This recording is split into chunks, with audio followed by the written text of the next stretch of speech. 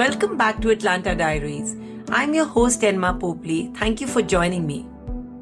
In Atalanta Diaries, we celebrate unique and inspiring stories of breakthrough women to help future generations create their own.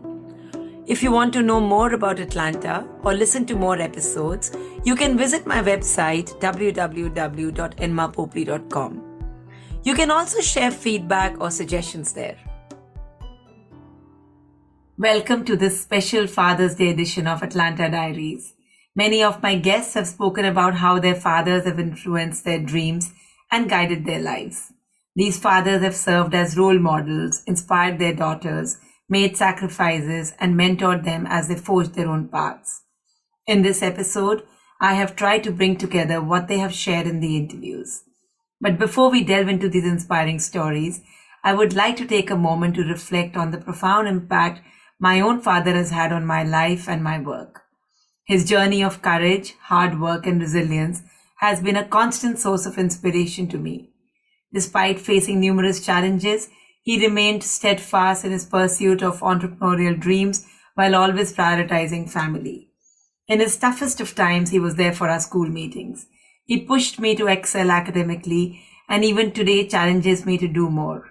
Now that he has retired, his insatiable curiosity continues to astound me, as he sends me a steady stream of newspaper clippings almost every day. He has been a steadfast pillar of support and guidance with a strong belief in my abilities. Let's come together to honor all the other fathers who have played an instrumental role in shaping the incredible women we celebrate today. Through their immeasurable influence, these fathers have guided and inspired my guests, paving the way for their remarkable achievements. Archana, tell us a little bit about Jai Vakil and your journey thus far. I'm an only child and I was born a little late to my parents. While growing up, my father was one of the first Indians, I think, to head an American company. So he was, very disciplined by nature. And that was really how I was brought up as well, right? And in all facets of my life. I still have my dad's words echoing in my ear very often when he says, nothing should make you too happy and nothing should make you too sad. Everything in life should be taken in a very balanced manner. And the other thing that he used to tell me very often is, don't let your happiness or unhappiness really come from what somebody else says or does not say. So be very, again, internally resilient and reliant. And I think it is with this lens that both my parents ensured that, I knew how to take care of myself at all levels. Madhura, why don't you share with us your early years which shaped your journey?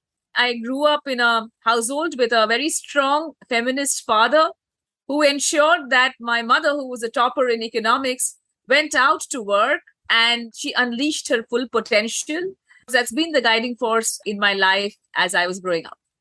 When I was in the 8th grade, my father got posted in Ghana, a small West African country where he was helping set up the railways. And my parents decided that I could actually miss 3 months of school, miss my annual examination, and actually go out and spend those 3 months in Africa trying to get to know a new culture.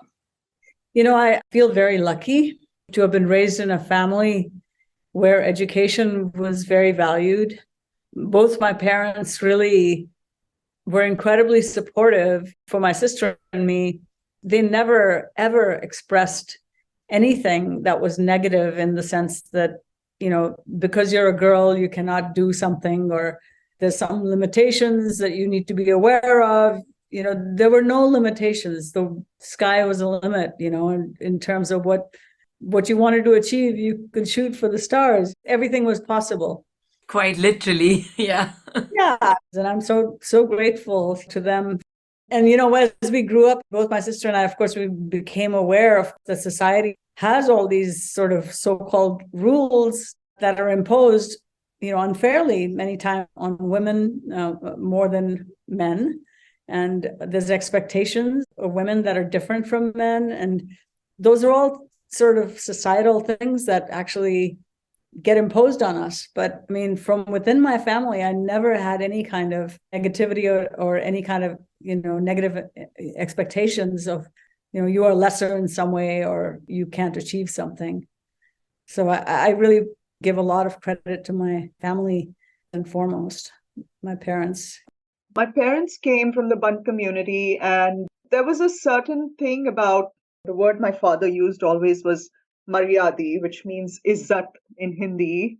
Izzat se rehna. Like he did that even like a month ago when I was in India. Like wherever you guys are, whatever you do, live with dignity. So that dignity was taken to extremes, and it was the definition of the community, and the standards of it were different for men and women, right?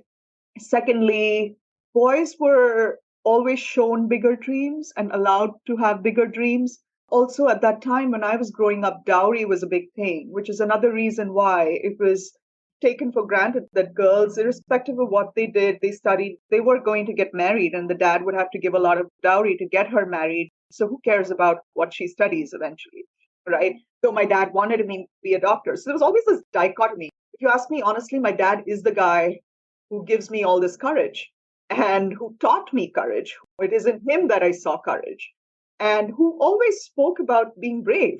And at the same time, he's the guy who pulled us back from doing some things because he was afraid. There's a part of him who was a father of 3 girls, and he had to live by the standards of the community. He did not want us to marry intercaste. That was the big thing. It wasn't even inter-country or state or anything. It was literally even like intercaste, right?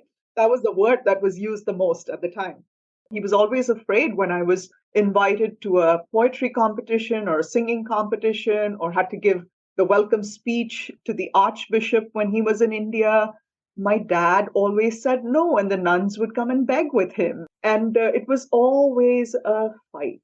And my mom, it felt like she was on our side, but she would eventually just have to toe the line and be on my dad's side.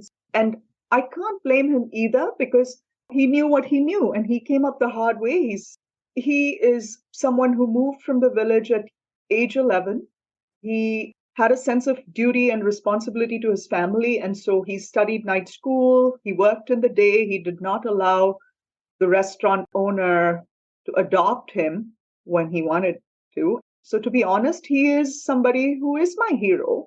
And he wanted his daughters to make him proud in the definition of what he thought success is, right? What inspired you to get into horse racing and then professional rodeo? So take us through that journey and share with us how this whole thing played out. So my dad was probably the one that inspired me. And, he was big and tall and handsome and a cowboy. And of course, I just wanted to do anything he wanted to do. So whatever my dad said was so. If he said the sun was shining purple, I would go toe to toe with anybody. Because anyway, yes, I was quite a daddy's girl. My dad was a rodeo guy, and he loved to team rope, and he rode broncs and bulls in his younger days. And he worked for a living. And when he came home on the weekends, we would get in the truck and all of us go as a family and enjoy rodeo events or horse show events or team roping events. And, it's a very much a community, family. Sandhya, share with us, how come law? Like, how did you then take these decisions? How did you navigate them? My dad worked at MD Anderson as a cancer researcher, and he absolutely, loved his work. And, my mom is a stay-at-home mom and took care of us 3 kids. So I have a sister and then a brother and then me. He took an early retirement from MD Anderson for me. And it was a big sacrifice because he loved what he did. And he always said, I'll never retire, but he wanted to support my career and my journey. And so we thought that going to Stanford would help open more doors for my path forward. So we moved there and we stayed in graduate housing. My dad did a lot of reading. My mom and dad drove me everywhere I needed to go. So just incredibly supportive. I mean, I can't tell you. They're like the wind beneath my wings. I mean, I couldn't do all the things that I do without them. My parents, while, not into music in their careers, they did love music. So there would be music playing in the house. And also a story which I've shared many times before. We were living in Singapore for a few years in my childhood. And in the evenings, my mother would allow me to watch, maybe some cartoons after I'd finished my homework for the day. While she was flipping through channels, I would insist she stopped at one particular program, and it was a masterclass. Turned out it was Luciano Pavarotti. And I think more than Master Pavarotti, I was very enamored by the pianist. And so I would, play air piano on all the flat surfaces and the walls in the house. And my parents didn't know much about that instrument, but they took heed. They observed my growing passion for playing air piano. And so they looked for piano lessons. And I think that was a huge turning point. And so I have huge gratitude to my mom and dad for noticing that. And I continued with piano, and I still do to this day. And it's a beautiful part of my journey, and I still have so much to learn. Bhavani, tell me, how were your father's lessons different from that of your mother's? Fortunately, I've had great men in my life who paved the path for me for who I am today. Again, my dad was an illiterate. He did not go to school or anything. And I think probably he learned how to do a signature with the help of my mom for his driving license so that he can drive the truck.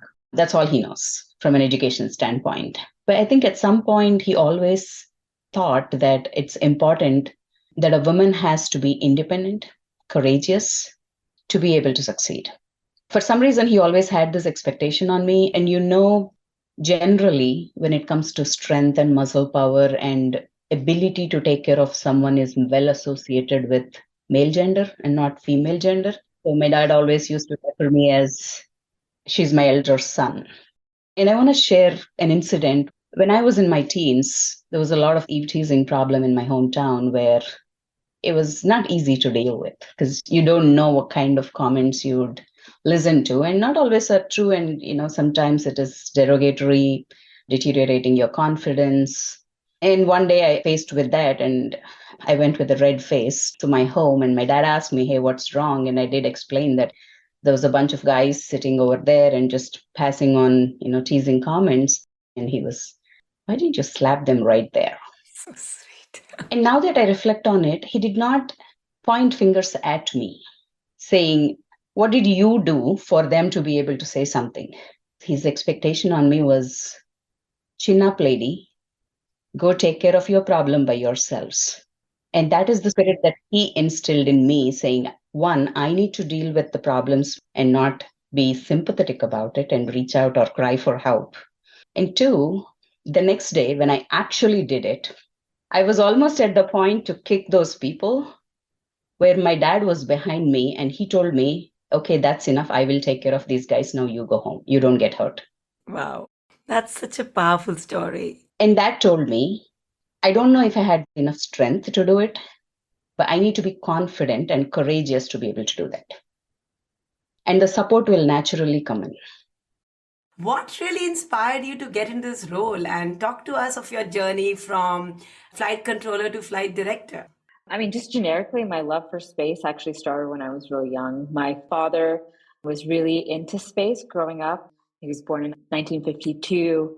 So around all the conversations of the moon landing and things like that. And so he really saw that stuff firsthand. And I think because of that, he grew up with such a love for space. In India, you take, a similar test, kind of like the SATs, and depending on how well you do is kind of the fields you end up in. And my dad always wanted to do engineering. And for him, he ended up scoring really high marks that his parents really pushed him to go do medicine, because that's a high, proud moment for most Indian parents if their kids are going into medicine. And he ended up doing orthopedic surgery, which is really mechanical if you think about it. Bones and doing a knee and hip replacements kind of come down to the core of engineering. And so I kind of just grew up with him sharing a lot about space and what he knew. My parents, both war migrants, both moved from Pakistan, basically started their life all over again. And both were working people. Their background played a really important role in who I became. Coming to my dad, I think all my leadership skills come from my father. At a time when financial inclusion was not known as a word, he would go around Himachal opening branches in the remotest area. His style of leadership was unassuming. His team loved him. Even today, when I meet people who used to work with him, this, say, your dad is the best boss we've had. So I think his leadership style was so inclusive, so flat, and not hierarchical, that I think I learned that from him just by osmosis, because me and my brother were made to travel in a broken down jeep all over Himachal when he was opening these branches in these remote areas. My mom wouldn't go. She was too scared, but we were taken along to say, look, come and see the real world. I'm blessed to be born to who I was and to be brought up in the small town that I was, because I think it really helps in character building. I read that your father was amongst the first few families which moved to Houston. So, love to talk about how did your early years shape your journey thus far? Yeah, so people think about the Civil Rights Act of 1964 only benefiting African Americans in this country, but it actually was something that cascaded for immigration. And so in 1965, there was a law that was passed where they wanted to diversify America, but they only wanted to do it with people with a professional degree. And so that's how my father came here. And at the time when he came in Houston, there was about 10 to 15 families, and they were one of the first. But naturally growing up here in this time period of your parents being the first, everybody knows your family. And as it is in our culture, we're very integrated and interlocked, for better or for worse, right? When we see people go through hardships, it's really great how our community gets together. But when somebody goes through hardships, it's also not that great when our communities are first to bring us down too. So both of those things were my experience here. I think big difference for us too was our parents forgetting that India is continuously moving forward, or moving in a different direction rather, and them being stuck in the 70s or 80s thinking that what they left India as is what they are trying to bring us up in.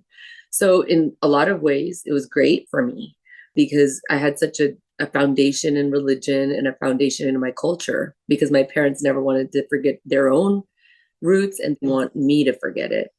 Who's been your go-to person? Did you come back to your dad and talk to him about all these things? I mean, I've been very, very fortunate. I've had very, very supportive and good mentors actually all through. I mean, I think I would say that I learned the value of thinking very deeply about things from my father, because he's an academic. This, importance of understanding something deeply. That I learned from him. I used to tell him both my parents really dumb and nice. I'm not doing well at all. That's what I used to tell them on the phone. And so I think they were quite shocked when I actually finished my PhD, because from the news I was giving them, I think they expected me to be coming back, And that's what they used to keep telling me all the time on the phone. If it's too hard or whatever, just don't worry, just come back home. They thought I might be going into some, that I might go into some depression or something, and they wanted to avoid that. Tana, you also shared that the business you set up is almost like a legacy for your father. Number one, my dad was very driven. He was an entrepreneur. And even though he had very, very little education, not even a high school education, he just had a lot of drive and purpose in his life, even though I'm not really sure he knew what all that purpose was. When I started Heart Advisors, I actually started it the year that my father passed away. And, I never thought about naming it anything different. It just was what it was. And, we just went down the road. I like to say I started a business doing something I didn't know how to do. I ran that business for 12 years, sold it almost 2.5 years ago now. It was a hard business, it being my first business. And quite frankly, I was tired when I sold it. So I know I will be proud of that. And I know my dad would be proud. Thank you for listening to this special Father's Day edition. I hope you found inspiration in these powerful narratives. A heartfelt thank you to those of you who have shared their honest feedback, and to my cheerleaders who have listened and shared the different episodes with others. It motivates me to stay committed to my mission. I welcome your feedback and suggestions for future episodes as well. You can visit my website www.enmapopli.com to share your thoughts and to access previous episodes of Atalanta Diaries. Please continue to share Atalanta Diaries with your friends, family, and colleagues who you believe will find inspiration in these stories.